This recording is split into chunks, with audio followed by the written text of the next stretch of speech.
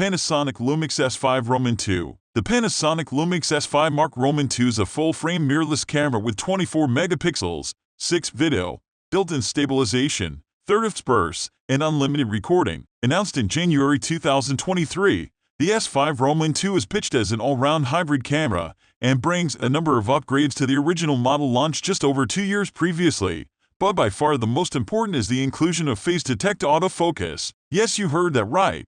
Panasonic has finally equipped the Lumix mirrorless camera with a hybrid autofocus system, and you can see it in action in my complete video review below. If you prefer to read a written version, keep scrolling. Like most other cameras, the S5 II's continuous autofocus now employs a combination of contrast and phase technologies to provide more reliable tracking for moving subjects while avoiding the pulsing effect which plagued earlier models. While I personally found Panasonic's previous contrast-based DFD system was great for stills photography, it was less suitable for video autofocus, especially when vlogging or presenting pieces to camera where you'd sometimes see the background pulse a little in and out of focus. To be fair, in some of my tests it was fine, but in others the pulsing became more visible and distracting. Unfortunately for Panasonic, most camera reviews are now made by YouTubers, who understandably place great importance on video autofocus and revealed the limitations of DFD in this regard. Consequently, Video AF became Panasonic's Achilles heel, with many reviews of earlier models extolling numerous virtues before them ruling them out for some people based on this limitation alone. But now the S5 II includes a spread of phase detect autofocus points which hope to lay those demons to rest,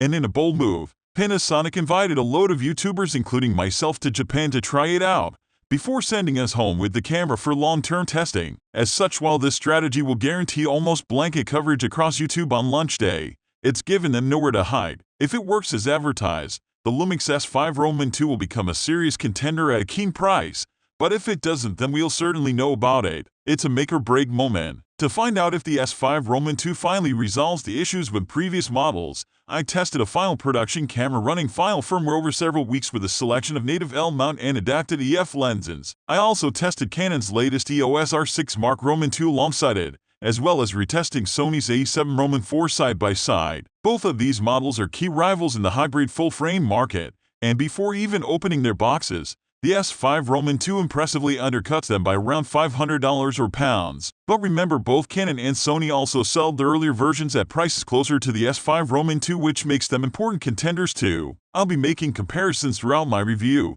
as well as seeing how the S5 II has changed from the original version. Let's check out the body first. At first glance, the S5 II looks a lot like its predecessor. Technically, it's fractionally larger all-rounded at 740, a tad heavier.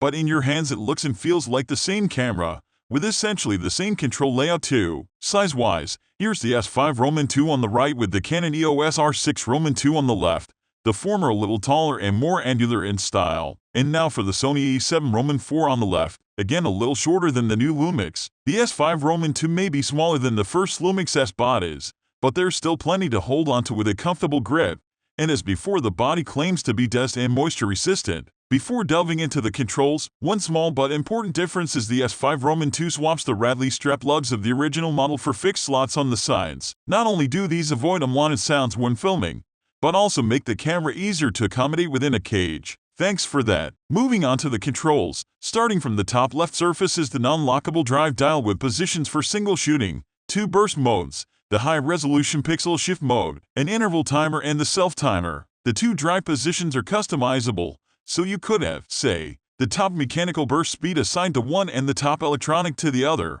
but there's no longer the 4 or 6 photo options of the original S5. I'll show you the high-resolution mode in action later, a capability which typically isn't available on full-framers at this price, or indeed on any Canon body. Over on the upper right surface is the non-lockable mode dial offering PASM, Intelligent Auto, Create a Movie, SN, Q, and 3 custom positions. You can record video while you're in the standard exposure modes, but by setting the dial to create a movie, you'll unlock the full menus and quality options. Around the base of the mode dial is a power color switch. To the right is a large jolly red record button, and behind it a raised thumb dial. Towards the front are 3 hard buttons dedicated to white balance, ISO, and exposure compensation, which are adjusted by pushing while turning one of the dials. Meanwhile, the shutter release is housed within the finger dial. Both the finger and thumb dials turn with good tactile feedback. Eagle-eyed viewers may notice some vents on either side of the viewfinder head, positioned towards the bottom and hidden a little by the dials on either side. These work alongside an internal fan to provide active cooling that allows the camera to shoot video for longer under hotter conditions,